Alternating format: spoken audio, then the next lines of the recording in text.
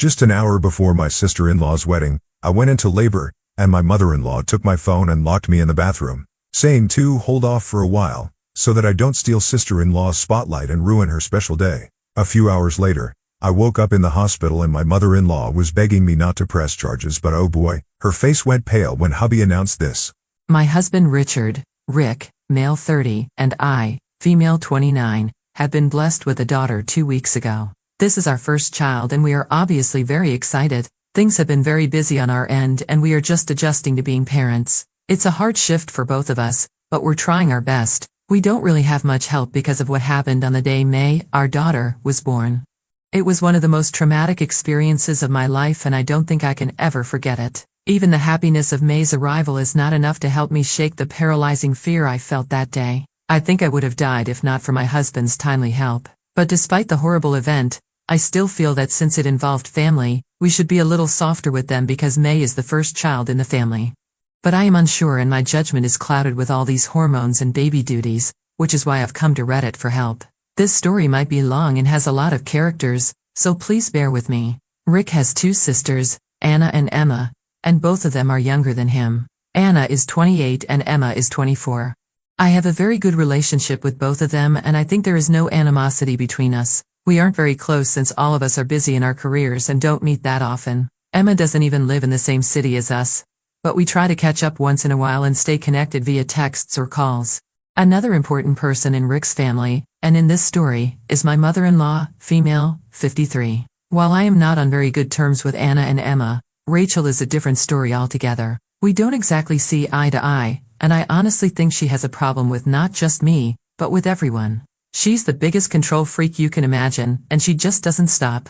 She wants everything to go according to her whims and fancies. Her kids, all 3 of them, respect her wishes for the most part because she was the one who raised them after their dad abandoned them, so they try to make life easier for her and themselves. Moreover, if anyone dares to want something other than what she wants, she reacts, and the reaction can range from disapproval and moping to a full-blown meltdown with tears and tantrums.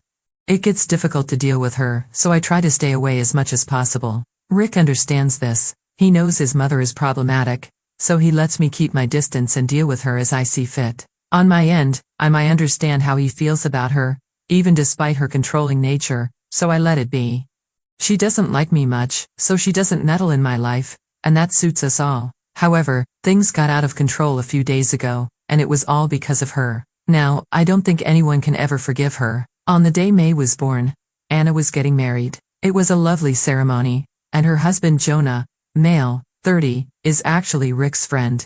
He proposed to her around a year ago, and Anna had asked me to be a bridesmaid, and I had accepted. However, when Rick and I found out I was pregnant, I had to request her to ask someone else because I knew I wouldn't be able to manage it. This was almost 6 months after the proposal, so only 6 months before the wedding. I was 3 months pregnant by then. I had assumed I would get backlash from her for backing out halfway, but I knew I had to prioritize. I was extremely nervous and jittery before telling her. I feared our relationship would be strained forever, but to my relief and surprise, none of that happened. Anna was overjoyed when I told her. She actually forgot about her wedding for a while. When I told her I wouldn't be available for duties, her response was, "Obviously I'll be taking care of you." She even considered shifting the wedding because she didn't want me to miss it, which I would have if May had been born then. That ultimately didn't happen for a lot of reasons, and honestly, she shouldn't have done it anyway. It was a close call in the end, but she supported me throughout. Emma became the maid of honor, and I knew the 2 sisters were busy preparing for the wedding, so I didn't bother them much during the pregnancy, which was harrowing for me. Still, both stayed in touch as much as possible, and came over and supported me a lot. I feel a little guilty for not supporting Anna on the most important day of her life, yet she supported me the whole time. The only person who was a little pissy about the whole thing was my mother-in-law. I think she was annoyed I couldn't be the maid of honor anymore, which caused some disruption in the wedding preparations. That seemed like the only logical explanation and I got where she was coming from. But the hostility, for lack of a better word, continued even after Anna was okay with the pregnancy and my not being maid of honor. The bride wasn't mad in the slightest, but Rachel somehow started antagonizing me from that point on. It was weird, but I thought maybe I was on edge because of the hormones and she was on edge because of the wedding, and all this was just creating false narratives in my head. I ignored her as best as I could and things were mostly fine. Things got out of control literally and figuratively during the wedding. It was 2 weeks ago and I was pregnant out of my mind. My feet were swollen, my belly was huge and I felt like I would pass out. But I still wanted to attend the wedding because Anna wanted me there. I had asked her beforehand if she wanted me there because I wanted it to be her day. I told her the presence of a heavily pregnant woman might take the attention away from her and I didn't want that. Wedding days are for the bride and groom and I would hate to be the one to take away from that. When I told Anna this, she was actually offended and hurt. She said she couldn't believe I'd fill my head with this useless crap and not attend her wedding. She said she didn't care about attention or limelight. All she wanted was her family there to support her on her wedding day. She said, I had to come and not worry about drama. I knew she meant it. She's not the type to mince words. If she hadn't wanted me there, she would have been upfront about it. But she did. And she said so emphatically, and I believed it was my duty to be there for her. So even though I was physically uncomfortable, I knew I had to be there for her on her wedding day. I'm not going to lie. There were a lot of people murmuring, but I did my best to ignore them because I knew Anna was happy I was there. That's all that mattered to me in that moment. Rachel didn't interact with me much and she glared at me the entire time, but I was too uncomfortable to notice. I didn't have the energy to deal with her or make sense of her passive-aggressive behavior towards me, so I just let her be. She could glare all she wanted. I wasn't going to react to her. Then came the main incident that left not just me but everyone around me shocked and scared to the core. I started feeling uneasy just before the ceremony was about to begin. By then I had already met Anna. I got up and went upstairs thinking it would help me feel better and I'd return once I did. Little did I notice that Rachel had followed me. I was feeling sweaty and weird, so I went to the bathroom when suddenly my water broke. It was a genuine flood and I started panicking because even though I love my daughter more than anyone, she had chosen the worst possible time to arrive. I couldn't think straight and thankfully not. I saw my mother-in-law in front of me. By that point, I was crouching in pain. She rushed to me and I told her to take my phone and call Rick immediately because we needed to get to the hospital. She helped me up and made me sit in the bathroom and I gave her my phone. That's when she flipped. She said she'd make sure Rick came in an hour once the ceremony was over because she didn't want me to steal Anna's spotlight. I asked her if she was crazy and said there was no way I could handle this for an hour. I tried snatching my phone from her, but she locked me inside and took my phone with her. So there I was, pregnant with my child, literally on the way, in a bathroom, sitting on a toilet with no phone and no husband. I don't know how I didn't have a full-blown panic attack and thank God I didn't because I don't know what would have happened otherwise. I got up and gradually made my way to the door and started banging on it. I screamed and screamed, but since the washrooms were on the first floor and everyone was seated for the wedding by then, no one heard me. I screamed until my voice was gone but no one came. That's when I genuinely felt I was going to die and take my baby with me. I was exhausted, drenched, sweating like a pig and had no voice left. That's the last thing I remember. I don't know what happened after I had passed out from exhaustion. I don't even remember how I got to the hospital. I just know I did. I woke up a few hours later and I was in the hospital with Rick by my side sobbing. Took me a few moments to realize where I was and make sense of everything. When I saw Rick crying, I assumed the worst. Everything came flooding back. Mother-in-law locking me in the bathroom, my crying, and I thought May didn't make it. When Rick saw I was awake, he heaved a sigh of relief and started crying in my arms. I didn't know what to make of it and felt a sinking feeling in my stomach.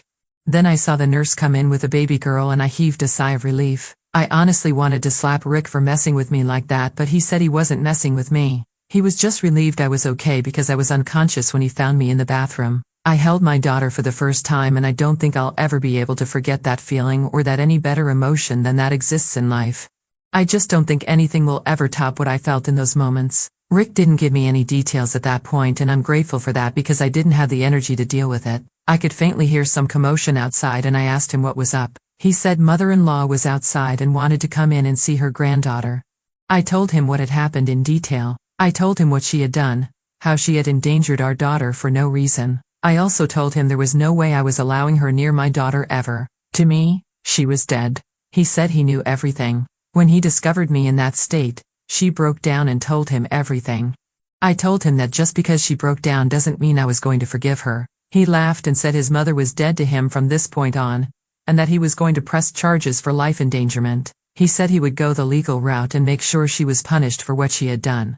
When I heard him say that, I felt a weight lifted off my shoulders. I know he loves his mother, all three of them do, but after the stunt she pulled, which could have cost me and my daughter our lives, I was in no mood to forgive her. If Rick had chosen her over me, our marriage would have been over. There would be no coming back from that.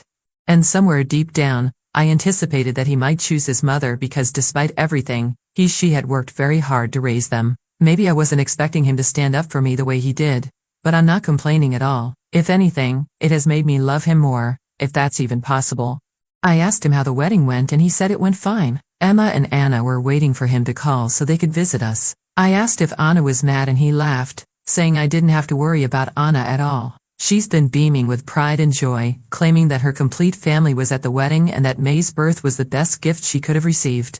I had tears in my eyes when he told me that, and I told him to call them immediately. Within a few minutes, Anna, Emma, and Jonah were at the hospital with me. The best part? Anna and Jonah were still in their wedding clothes, and Anna said there was no way she was going to pass up the chance to take a wedding picture with her niece.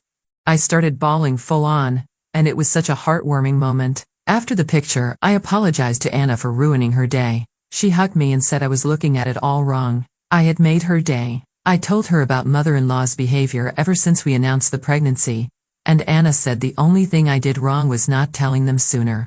Maybe they could have put a stop to her drama. I told her I didn't want to cause trouble and Emma chimed in, saying any amount of trouble was fine as long as I was safe. I have tears in my eyes even typing this because that's when I knew they loved me like family. I wasn't just Rick's wife to them, I was family.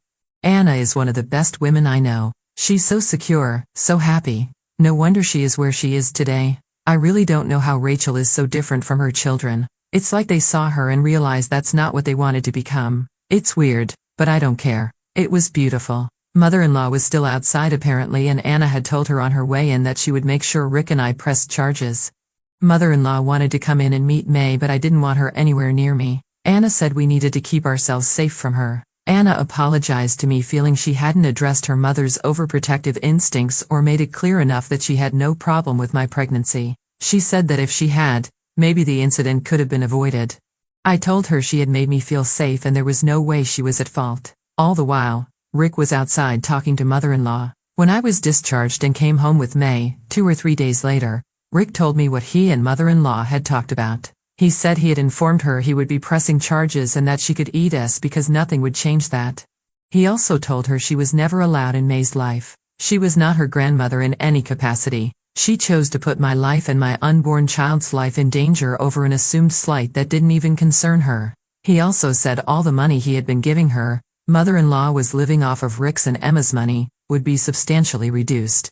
And that's when she started crying, saying she had slaved away her whole life for the kids and didn't deserve this. Rick told her that while he knew and appreciated all she had done for them, that didn't mean she had control over their lives. He said she was in the wrong and he had been ignoring or making excuses for everything she did for years, but not anymore. When it came to May and me, she needed to know she had crossed a huge boundary and proven she was not safe to be around, especially since Anna never had a problem. Rachel said that as a mom she understood that Anna hadn't wanted me there to steal the spotlight but Anna overheard and tore into her. So we are proceeding with the case that's for sure but Rick will handle it because I have a newborn to care for and can't be arsed with this drama. Rick said he would handle it. None of the siblings are willing to talk to her anymore. Anna has completely cut her off, and Emma only talks to her when necessary, and Rick and I are obviously no contact. I don't think mother-in-law anticipated this, and maybe she genuinely meant to protect Anna, however twisted it sounds. I'm not defending her, not in the least, but I still feel bad for her because it all backfired so horribly. Now a part of me wonders if they should talk it out with her because it feels wrong and bad to me. I don't know, maybe I'm not thinking straight. I know if I mention this to Rick he'll fly off the handle. He's furious with her and can't even look at her right now. I hadn't anticipated this but here we are. Update 1. Well, any reconciliation is off the table forever. I know I haven't updated in a long time, but well, I'm a new mom, so between keeping myself and my kid alive, I've been busy. The good thing is that May turns 8 weeks old in a couple of days, and we're all super excited.